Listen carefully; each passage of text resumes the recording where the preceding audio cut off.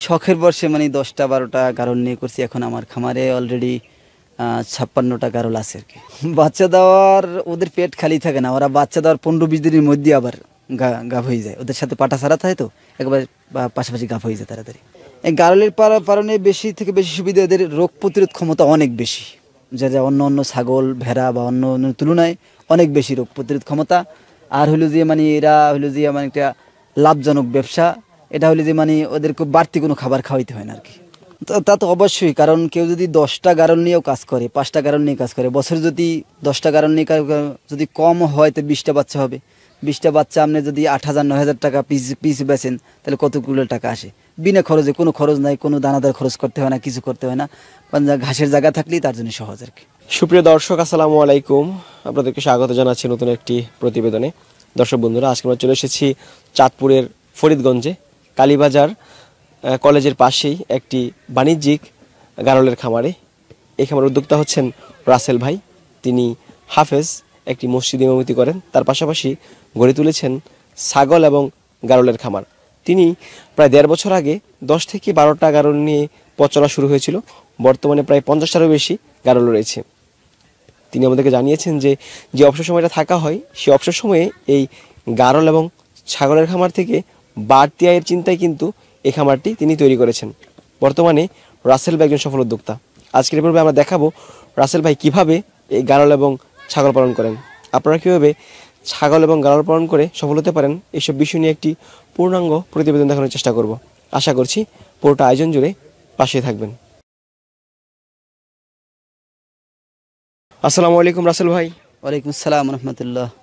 কেমন আছেন? জি আলহামদুলিল্লাহ, ভালো আছেন আপনি? আলহামদুলিল্লাহ, আমি অনেক ভালো আছি। ভাই, আমরা আছি আপনার গারলের খামারের সামনে। জি। আচ্ছা, চারপাশে পানি রয়েছে, এই গারল তাহলে বিচরণ করান কিভাবে? গারল হলো জিয়া, গারল পালাটা একটু সহজ বিষয়। ওরা হলো জিয়া হঙ্গল জঙ্গল যত ঘাস পালা যাই আছে ওরা সব খাইয়ে নেয়। যেটা গরু খাবে না, গরু খাওয়ার অবশিষ্ট যে খাবারটা সেটাও গারল খাইয়ে নেয়। এই জন্য পানির ভিতরে নামিয়ে ওরা খাইয়ে আসবে, কোনো অসুবিধা নেই এদের অসুবিধা। আচ্ছা, তার মানে গারল পালনটা একটু সহজ বিষয় এবং একটা লাভজনক ব্যবসা আর কি। আচ্ছা, আপনি এই খামারের পাশাপাশি কি কাজ করেন? যে আমি মসজিদ ইমামতি করি আর কি। মসজিদ ইমামতি করেন? জি জি। আচ্ছা, তার পাশাপাশি খামার করার কারণটা কি? আপনার খামারে ছাগল রয়েছে, গারল রয়েছে। আমি শখের বর্ষে মানে 10টা 12টা গারল নিয়ে করছি। এখন আমার খামারে অলরেডি 56টা গারল আছে আর কি। 56টা গারল রয়েছে? জি। আচ্ছা, আপনি প্রথম কয়টা দিয়ে শুরু করেছিলেন? 12টা দিয়ে। মাত্র 12টা? জি। এই 56টা হয়েছে কত বছরে? এই 1.5 বছর। 1.5 বছরে? জি। তার মধ্যে নতুন কেনা হয়নি? না, বাইরে থেকে কিনে নিয়ে আমি। এটা কি সম্ভব? জি। আপনারা প্রতিটা বাচ্চা 2টা 3টা দেওয়ার মতো গারল আমার এখানে আছে। 3টা বাচ্চা দেয় গারল? 3টা বাচ্চা দেয়। জি। গারল তো একটা বা সর্বোচ্চ 2টা দেয়। না, আমার এখানে 2টা গারলে দেয়, আর ফার্স্ট প্রেগনেন্টে একটা দেয়, 2টা দেয়, এইরকম বাচ্চা গারলে বেশি আছে। আচ্ছা, একটা গারল হিটে আসতে কত মাস সময় লাগে? মোটামুটি 8-9 মাস হিটে আসে আর কি। 8 থেকে 9 মাস। বছরে কত বাচ্চা দেয় গারল? বছরে 2বার বাচ্চা দেয়। 6 মাস পর পর নাকি 7 মাস পর? না, প্রতি 5.5 মাসে বাচ্চা দেয় আর কি। ওরা বছরে 2বার মাসে? জি। বছরে 2বার হয়ে যায়? জি। আচ্ছা, বাচ্চা দেওয়ার কতদিন পরে আবার হিটে আসে? বাচ্চা দেওয়ার ওদের পেট খালি থাকে না, ওরা বাচ্চা দেওয়ার 15-20 দিনের মধ্যে আবার গাভ হয়ে যায়। ওদের সাথে পাটা ছাড়া থাকে তো একবার পাশাপাশি গাভ হয়ে যায় তাড়াতাড়ি। ছাগলের মতো কি ধরে ব্রিডিং করাতে হয়? না, ওরা এমনি প্রাকৃতিকভাবেই ব্রিডিং করে নেয় আর কি। কোনটা হিটে আসে বলার সুযোগ নেই? না, ওটা ওই মানে ওর পাঠাই ভালো জানে আর কি। আচ্ছা, এই যে মসজিদের যে কার্যক্রম রয়েছে তার পাশাপাশি খামার করাটা কিন্তু একটু কষ্টসাধ্য। যে একটু কষ্টসাধ্য, এখন কিছু করতে হইলে মানে করতে হবে। আর আমার পাশাপাশি এই যে বাড়ির অপু ভাই আছে আমার, সে মানে পাশাপাশি সাহায্য করে। তার ওই ঝিলে জায়গা আছে, ঘাস আছে, যার কারণে আমার জন্য কষ্ট হয় না আর কি। যেন আমার জন্য একটু ভালো হয়। তার ঝিল আছে পাশে, সেই ঝিলে মানে ঘাস আছে, এবং পাশাপাশি তাদের যে খালি জমিনগুলো আছে সেজন্য আমার কষ্ট হয় না। তারা সার্বিক হেল্প করে আমার আর কি। এই গারল পালনের সুবিধা কি কি পেয়েছেন? এই গারলের কারণে বেশি থেকে বেশি সুবিধা, এদের রোগ প্রতিরোধ ক্ষমতা অনেক বেশি, যা যা অন্য অন্য ছাগল ভেড়া বা অন্য অন্য তুলনায় অনেক বেশি রোগ প্রতিরোধ ক্ষমতা। আর হলো যে মানে এরা হলো যে মানে একটা লাভজনক ব্যবসা। এটা হলো যে মানে ওদেরকে বাড়তি কোনো খাবার খাওয়াইতে হয় না আর কি। আচ্ছা, আপনি কি রোগের সম্মুখীন হয়েছেন এই গারল পালন করতে গিয়ে? জি না, আমি কোনো রোগের সম্মুখীন হই নাই, তবে আমরা পিপিআর ভ্যাকসিন করে রাখি, খুরা রোগের ভ্যাকসিন সতর্কতার জন্য করে রাখি আমরা। এরকম কোনো নেই, তবে মাঝে মাঝে কিছু ওই যে বৃষ্টিতে ভেজলে একটু জ্বর ঠান্ডা হয়, তাহলে ওই নাপা প্লেন নাপা খাওয়াই দিলে মশলা দিলে ঠিক হয়ে যায় আর কি। আচ্ছা, রোগ প্রতিরোধ ক্ষমতাটা বেশি। জি, অনেক বেশি। আচ্ছা, আপনি কি কি ধরনের কাজগুলো করেন খামারে? আমি এদেরকে সকালে নামাই দিলে এরা আর কি খায়, ধরেন 2-3 ঘন্টা ভালো ঘাস হলে 2-3 ঘন্টা খাওয়ার পরে এরা আবার রেস্টে যায়। পাশাপাশি খামারটা পরিষ্কার রাখতে হবে, তাহলে আর রোগের সম্মুখীন হবে না। এবং যদি কোনো নূতন উদ্যোক্তা অথবা 2টা-5টা নিয়ে যদি কেউ এই গারলের খামার করে, আমি আশা করি সে লাভবান হবে আর কি। আচ্ছা, আমরা যদি একটু হিসাব করি আপনার এখানে মা গারল কতগুলো আছে?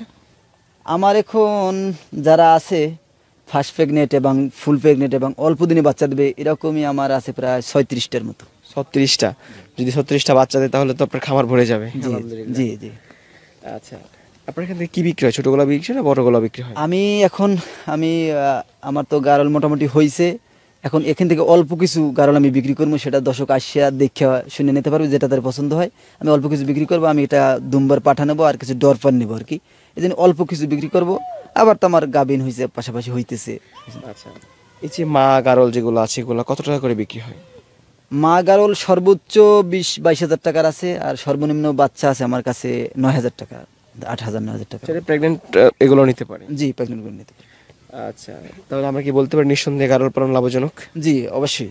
গারল পালতে পারলে যদি পয় পরিষ্কার জায়গায় রাখতে পারে এবং এদের পালা খুব একটা সহজ ব্যাপার, এবং মানে এদের কষ্ট অনেক কম। এরা সব কিছু খায়, আপনি যেখানে জঙ্গলে লাগাই দেবেন, যে কোনো যা বা তিতা কাটা যা পাইবে সব খাই নেবে আর কি।